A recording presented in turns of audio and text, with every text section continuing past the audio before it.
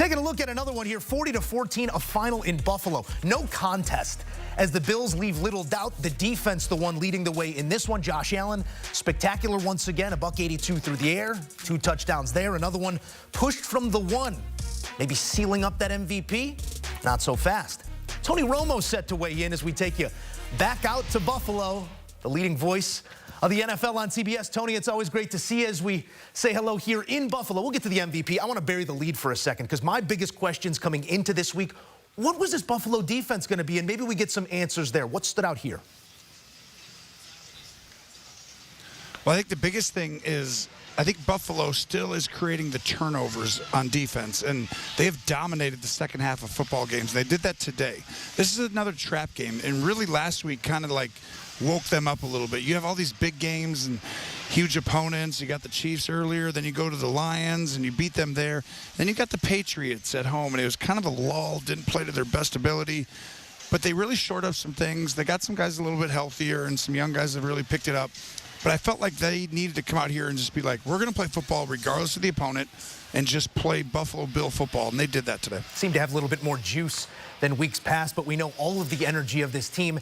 It starts with the man under center, or sometimes in that short pistol. Josh Allen moving ever closer to his first MVP award, but I'm interested. How do you weigh those two seasons relative to one another right now? We just saw Lamar Jackson on Christmas do some special things as well. What does that race look like to you? It's really close. I mean, honestly, it's a coin flip in a lot of ways. I only give the edge to Josh because of the team record.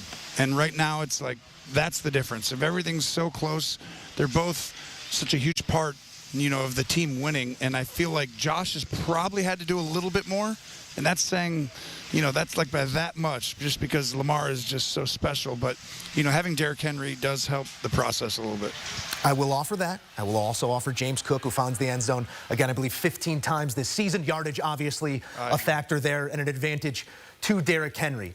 The closing argument will go to Lamar Jackson likely. Josh Allen, locked into the 2 seed, probably won't see him until playoff football. Could that sway things in your mind at all? It could. If Lamar lights it up and has another like Christmas type game, that could sway it because it's the last thing you see. So weirdly, the MVP might come down to a game in the regular season like that. So we'll see how it plays out next week, but it'll be fun to watch. Well, in this case, Week 17 is adjourned. Tony Romo, always a pleasure, my friend. Thanks, guys. All right, more coming here on Game Day Score, but you know how to start your day. Every Sunday. It's with the NFL Today. JB and the gang getting you right at 12 Eastern time as we got plenty at stake heading into Week 18.